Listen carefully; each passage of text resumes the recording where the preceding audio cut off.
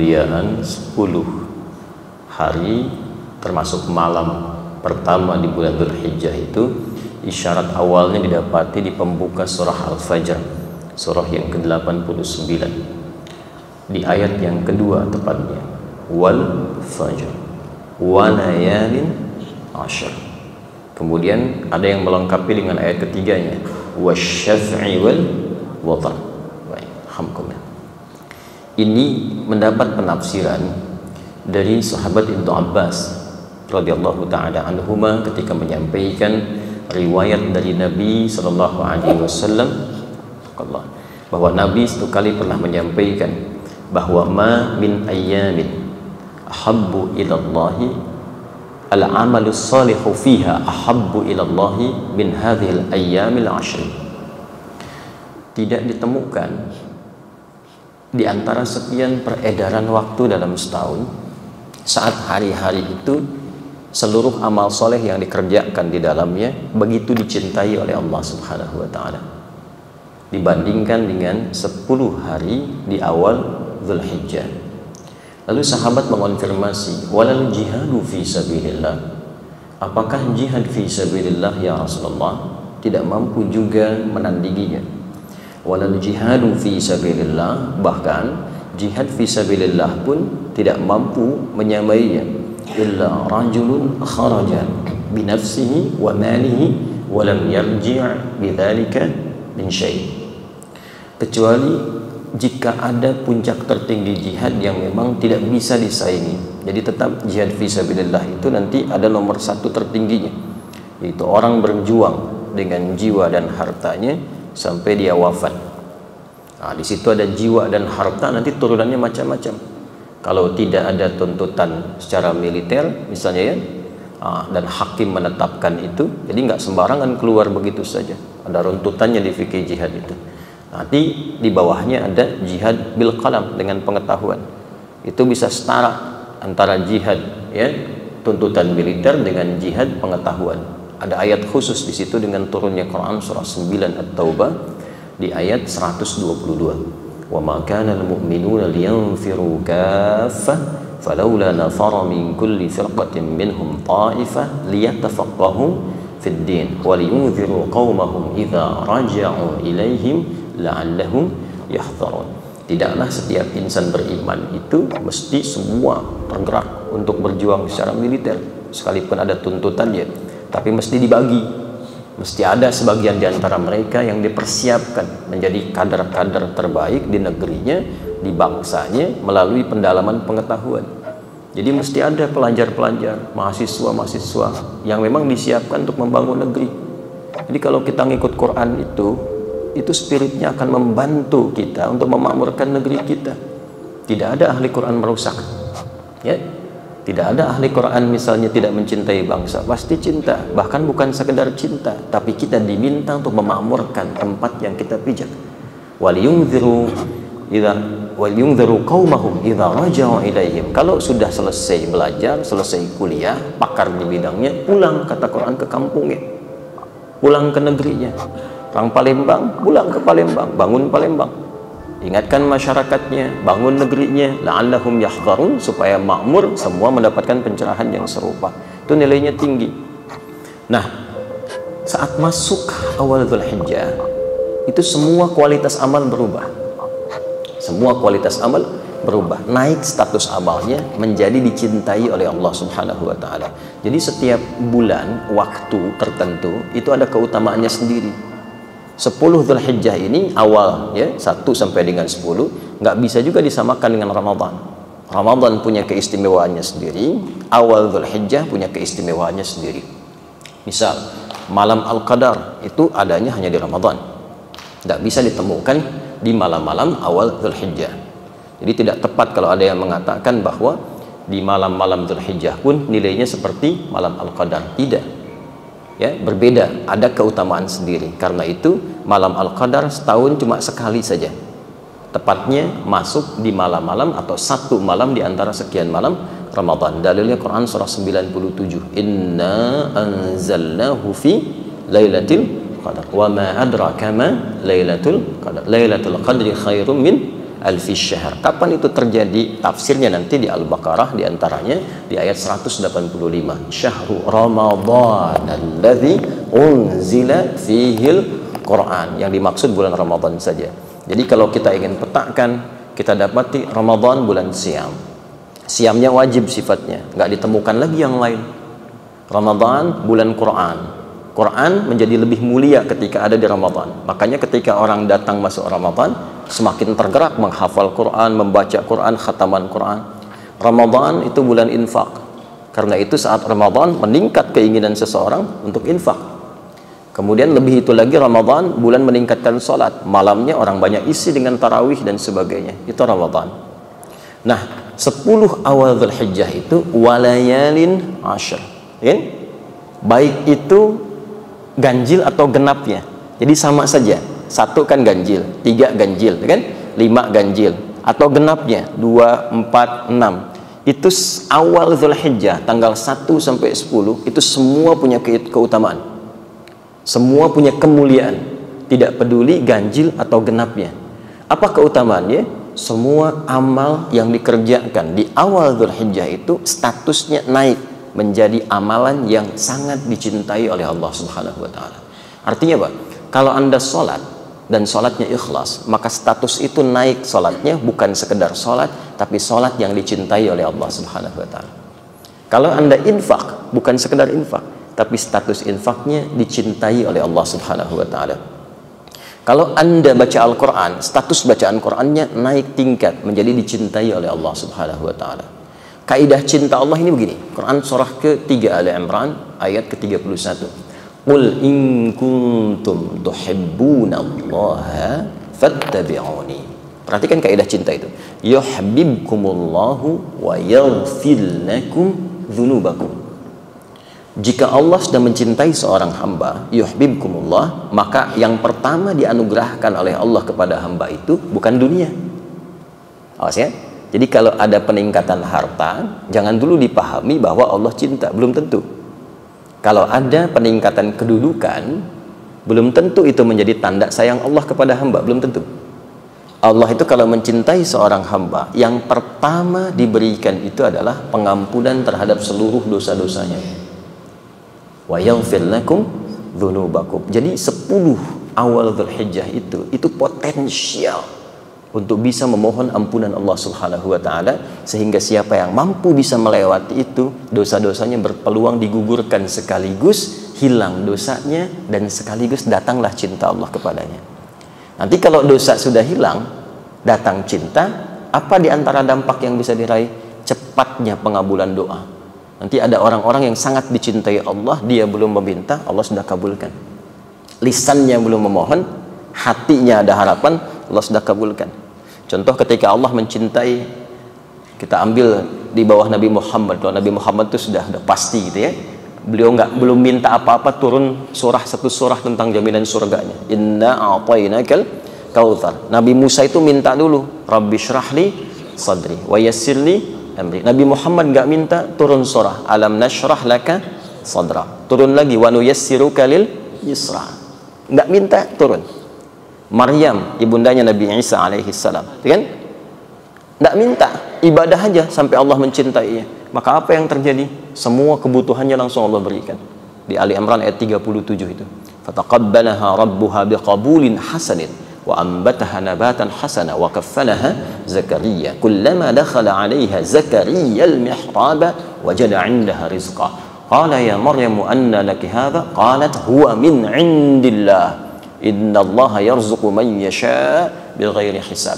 Maka saking cintanya Allah kepada Maryam, diberikan apapun tanpa batasan. Nah, itu jadi nanti saat masuk kita ke awal-awal bulan Dzulhijjah, sunnah yang pertama tingkatkan amalan. Tingkatkan dari sebelumnya. Nah, rumus cepat untuk meningkatkan itu biasanya para ulama mengarahkan kepada puasa. Siam, karena puasa itu satu amalan yang bisa mencakup amalan-amalan yang lainnya. Saat puasa itu salat sunnah pasti meningkat, bacaan Quran meningkat, infak meningkat. Jadi satu-satunya cara paling cepat kalau ingin mengerjakan ibadah, yang lain ikut naik, itu puasa. Karena itu disunnahkan puasa dari tanggal 1-nya, puncaknya sampai tanggal 9. Nah, untuk meraih maghfirah tadi, ampunan Allah, itu nanti intinya ada pada tanggal 9, seperti yang saya sampaikan tadi malam. Jadi puasa Arafah dilakukan bukan sekedar menahan lapar dan haus, tapi sambil istighfar, sambil muhasabah, sambil introspeksi diri. Itu yang dimaksudkan siyamu yaumi arafata tukaffiru sanatil madiyah wal baqiyah. Kalau benar puasa Arafah itu dikerjakan, dia introspeksi diri, dia muhasabah, berpotensi menggugurkan setidaknya 1 tahun dosa yang telah berlalu, dan menjaga tidak berbuat dosa setahun ke depannya. Nah, itu yang dimaksudkan ya. Nah, jadi tidak kita artikan bahwa bisa mengungguli semua hari-hari atau waktu-waktu yang lain, tapi lebih tepat kita katakan setiap momentum itu punya keistimewaannya sendiri-sendiri. Ramadan ada keistimewaannya, awal Dzulhijjah pun ada keistimewaannya. Saudara-saudariku, bersyukur pada Allah Subhanahu wa taala bahwa hari ini kita telah tiba tepat di hari ke-9 Dzulhijjah tahun 1441 Hijrah, hari Kamis, dan tentunya ini menjadi salah satu rangkaian puncak yang mengawali ibadah haji bagi saudara-saudari kita yang saat ini berhaji, yang tentunya akan merapat, dan mungkin dalam saat ceramah ini disampaikan, tausiah ini diutarakan, telah tiba bahkan di Arafah untuk menunaikan satu puncak ibadah haji, yaitu wukuf di Arafah. Bersamaan dengan itu, ada satu pula yang spesial, khususnya bagi kita yang belum menunaikan haji di tahun ini, yaitu untuk menunaikan satu ibadah dari satu rangkaian keutamaan bulan Dzulhijjah yang diisyaratkan dalam Al-Quran surah 89 ayat 1 sampai dengan 3 itu, ataupun ditegaskan keutamaannya dalam hadis Nabi di Sahih Al-Bukhari riwayat Ibnu Abbas radhiyallahu taala anhuma, seperti pernah kami utarakan dalam edisi sebelumnya. Di antara 10 hari yang istimewa itu, ada satu yang sangat spesial yang tidak ditemukan dari hari pertama, hari kedua, sampai ke-8 yang telah kita lalui. Tapi hari itu akan tiba tepat saat kita berada dalam program ini, saat kami sampaikan tausiah pada kesempatan kali ini, yaitu hari ke-9 di bulan Dzulhijjah, yang langsung narasinya disampaikan oleh Nabi SAW yang mengandung banyak keistimewaan dan kemuliaan. Nabi pernah memberikan informasi kepada kita semua sejak kurang lebih 14 abad yang lalu, bahwa hari ini menjadi spesial dengan satu ibadah yang sangat spesifik yang disebut oleh beliau dengan siyam, menunaikan siyam, puasa yang ditunaikan sesuai dengan ketentuan syariat. Beliau mengatakan, siyamu yaumi arafata anni ahtasibu 'ala Allahi ay yukaffira al-madiyah wal baqiyah. Dalam riwayat lain, an yukaffira sanatul madiyah wal baqiyah. Sungguh puasa yang ditunaikan di hari yang bertepatan dengan momentum Arafah, aku berharap pahalanya di sisi Allah Subhanahu wa taala bisa menggugurkan dosa-dosa setahun berlalu dan menjaga dari perbuatan dosa setahun yang akan datang. Teman-teman sekalian, hari ini menjadi spesial dalam uraian hadis Nabi SAW karena tanggal 9 ini disebut oleh Rasulullah SAW bertepatan dengan momentum Arafah, saat para jemaah haji menunaikan prosesi wukuf sebagai rangkaian puncak haji yang ditunaikan dan menjadi inti dari penunaian ibadah haji dari sekian rukun yang harus kemudian diikuti. Di sini Nabi SAW memberikan arahan kepada kita dalam momentum ini.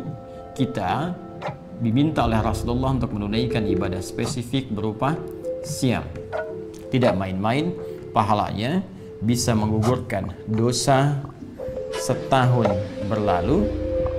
Dan perhatikan baik-baik cara kita memahaminya, bisa menjaga dari perbuatan dosa setahun yang akan datang.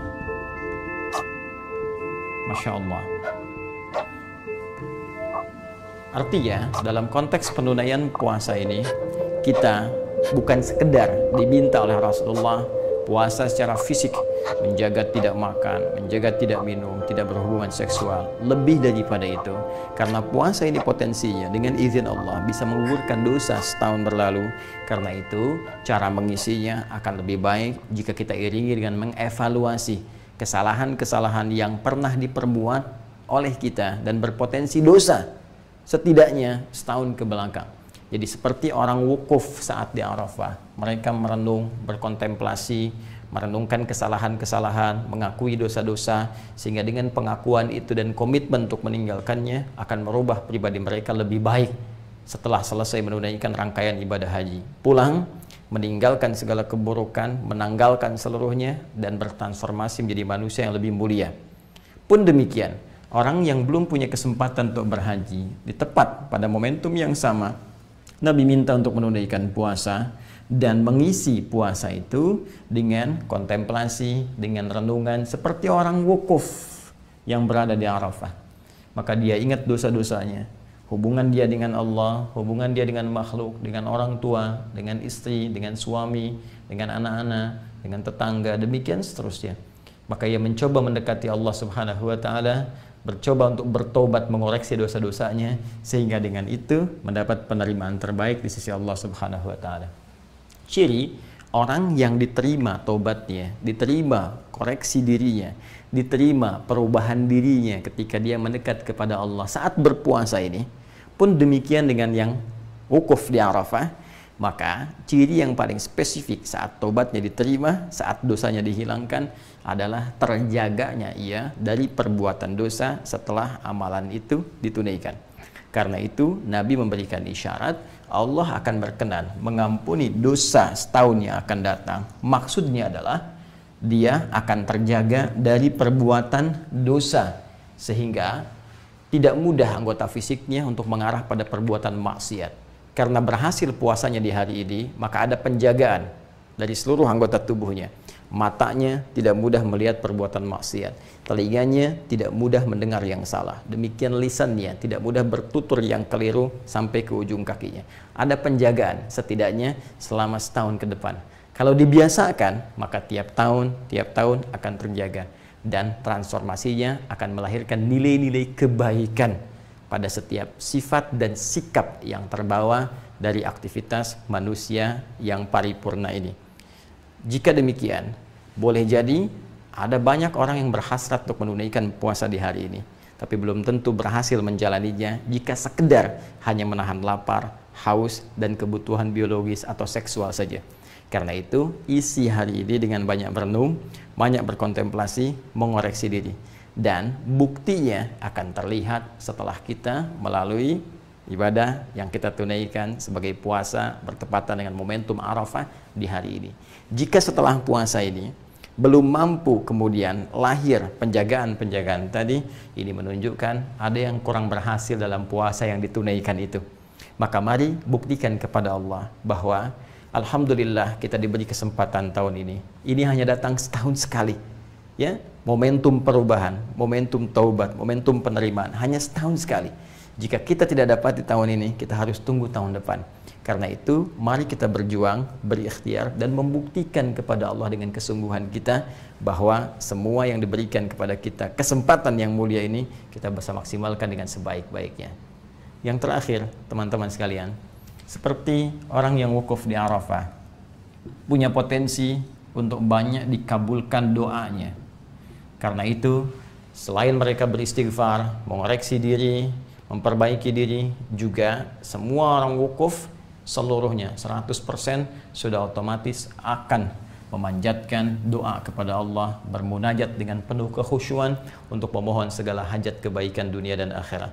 Pun demikian, hari ini momentumnya diserupakan oleh Nabi Shallallahu Alaihi Wasallam, esensinya dari segi esensi seperti orang wukuf di Arafah. Nabi bisa mengatakan puasa pada tanggal 9 Dzulhijjah, puasa di hari ke-9-nya. Tapi Nabi menegaskan siyam yaumi Arafata, puasa yang bertepatan dengan momentum Arafah, di hari saat orang wukuf di Arafah. Karena itu, seperti orang wukuf banyak berdoa kepada Allah, maka setidaknya kita pun isi hari ini dengan memohon. Banyak berdoa kepada Allah, minta kebaikan-kebaikan. Wa minhum may yaqulu rabbana atina fid dunya hasanah wa fil akhirati hasanah wa qina adzabannar. Ini yang diajarkan doanya langsung oleh Al-Qur'an di surah kedua Al-Baqarah, itu di ayat ke-201. Dan di antara orang-orang itu manusia banyak yang meminta kepada Allah supaya diberikan kemuliaan dunia dan kebaikan akhirat. Maka mohonlah kepada Allah segala kemuliaan-kemuliaan di dunia ini, supaya mata kita menatap yang mulia, sehingga kaki kita, supaya harta kita diberikan kemudian keberkahan oleh Allah, supaya pekerjaan kita dimudahkan tapi yang bermanfaat untuk akhirat kita, melipat gandakan pahala-pahala kita. Isi banyak dengan doa. Kalau ingin lebih spesifik misalnya, kapan orang wukuf di Arafah? Tanggal 9-nya jam berapa tepatnya? Pasti setelah matahari tergelincir, masuk waktu zuhur, mereka melakukan sholat, jamak dengan asarnya. Setelah itu banyak beristighfar, berdoa. Jika kemudian kita konversikan, mungkin di sana masuk misalnya jam 1, taruhlah sudah tiba waktunya, maka tambahkan dengan 4 jam di sini, jatuhnya jam 5 atau 1 jam sebelum maghrib misalnya. Kalau kita ingin serupakan waktunya, kalau kita ingin bebas, maka mulai detik ini sampai dengan berakhir menjelang maghrib, potensi luas untuk berdoa. Tapi kalau momentumnya kita ingin dekatkan, kita bisa ambil misalnya waktu menjelang maghrib, kita duduk untuk bermohon, kita khusyukkan diri kita dengan penuh keyakinan, dan semoga dengan itu Allah bukan hanya mengampuni dosa kita, tapi mengabulkan seluruh hajat kita. Dengan itulah kemudian besok kita bisa bertakbir, dan takbir adalah lambang keberhasilan kita untuk bisa mendekatkan diri kepada Allah. Karena itulah di Quran surah kedua Al-Baqarah di akhir ayat 185, ketika kita menutup perjuangan kita untuk mendekat kepada Allah saat Ramadan, kita bertakbir, walitukabbirallaha ala ma hadakum wa la'allakum tashkurun, supaya engkau banyak bertakbir karena Allah telah berikan petunjuk kepadamu. Mari kita buktikan, kita berhasil, kita mendapat petunjuk, kita berubah, kita menjadi lebih baik dalam pandangan Allah, supaya besok kita bisa beridul adha dan bertakbir dengan penuh kebahagiaan, kebanggaan sebelum pulang menghadap Allah Subhanahu wa taala. Saya Adi Hidayat pun demikian harus memberikan contoh pertama dari apa yang saya sampaikan ini. Maka saya bermohon maaf kepada saudara-saudariku dimanapun Anda berada atas setiap sifat, sikap, tutur, perbuatan yang sudah pasti akan terjadi banyak kekeliruan, kesalahan dari apa yang pernah saya perbuat. Saya memohon maaf yang sebesar-besarnya dengan penuh segala kerendahan hati mewakili keluarga besar kami, dan dengan itu pula saya ingin menyampaikan hal yang paling utama, semoga Allah memuliakan kita, semoga Allah memaafkan segala kesalahan kita, mengampuni dosa-dosa kita, dan saya pun membebaskan, memaafkan segala hal-hal yang terkait dalam kehidupan supaya kita bisa lebih nyaman menghadap kepada Allah Subhanahu wa taala. Demikian, semoga bermanfaat. Subhanakallahumma wa bihamdika asyhadu an la ilaha illa anta astaghfiruka wa atubu ilaik. Assalamualaikum warahmatullahi wabarakatuh.